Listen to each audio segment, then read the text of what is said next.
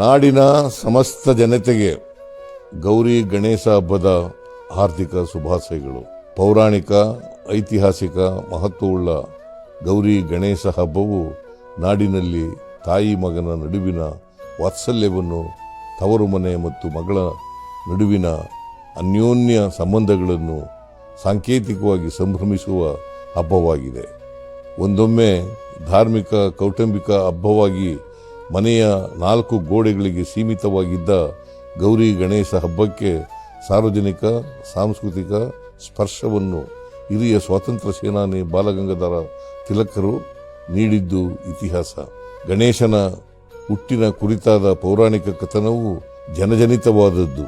ಅದೇ ರೀತಿ ಪ್ರಕೃತಿ ಮತ್ತು ಪ್ರಗತಿಯ ನಡುವೆ ಸಾಧಿಸಬೇಕಾದ ಸಮತೋಲನ ಸಮ್ಮಿಳನವನ್ನು ಗಣೇಶನ ಆಕೃತಿ ನಮಗೆ ಸಂಕೇತಿಸುತ್ತದೆ.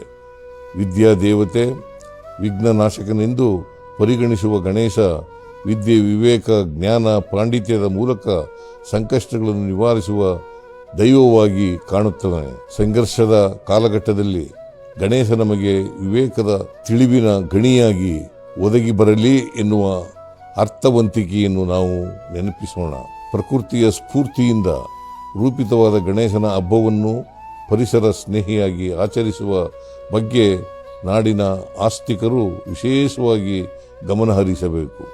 ಜಲಮೂಲಗಳಿಗೆ ಹಾನಿಯನ್ನುಂಟು ಮಾಡುವ ರಾಸಾಯನಿಕ ಬಣ್ಣಗಳು, ಕರಗದ POPಗಳಿಂದ ನಿರ್ಮಿಸಲಾದ ಗಣೇಶ ಮೂರ್ತಿಗಳನ್ನು ಬಳಸದೆ ಪರಿಸರ ಸ್ನೇಹಿ ಉತ್ಸವವನ್ನು ಆಚರಿಸಲು ಒತ್ತು ನೀಡಬೇಕು.